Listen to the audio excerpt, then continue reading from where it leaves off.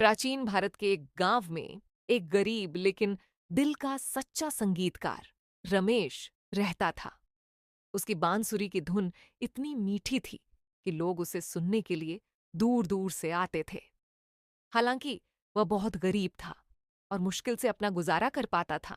एक दिन रमेश जंगल से लकड़ियां लाने गया। अचानक उसे पेड़ों के बीच एक सुनहरी चमक दिखाई दी। जब उसने पास जाकर देखा तो वह एक चमचमाती जादुई बांसुरी थी।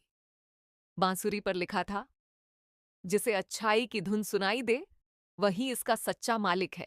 रमेश ने बांसुरी को बजाने की कोशिश की।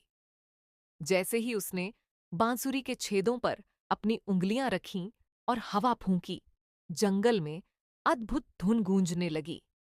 पक्षी नाचने लगे, पेड़ हिलने लगे और फूल खिल उठे। रमेश समझ गया कि यह कोई साधारण बांसुरी नहीं है। नहीं, ये कोई साधारण बांसुरी नहीं हो सकती। ये कोई जादुई बांसुरी हो सकती है। वह बांसुरी लेकर गांव लौटा। लेकिन तभी गांव में एक लालची और क्रूर जमींदार ठाकुर वीर सिंह ने बांसुरी पर कब्जा करने की कोशिश की। वीर सिंह ने रमेश से कहा, यह बांसुरी अब मेरी है। मुझे इसे दे दो, वरना अंजाम बुरा होगा। रमेश ने विनम्रता से कहा, ठाकुर साहब, यह बांसुरी किसी लालची व्यक्ति के लिए नहीं है।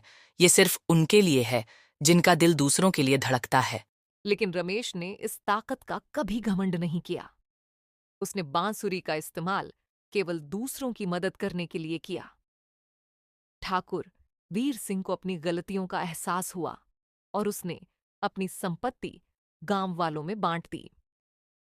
प्रिय ग्रामवासियों, मुझे पता चल गया है कि गलती मेरी थी। आज मेरी सारी अतिरिक्त संपत्ति आप सभी के साथ साझा की जाएगी। तो दोस्तों, इस कहानी से हमें 3 चीजें सीखने को मिलता है। सैड, अच्छाई और सच्चाई की ताकत सबसे बड़ी होती है। 2, लालच और स्वार्थ से इंसान को केवल नुकसान होता है। थ्राइन डॉट, दूसरों की भलाई के लिए काम करना ही असली सुख और समृद्धि का रास्ता है।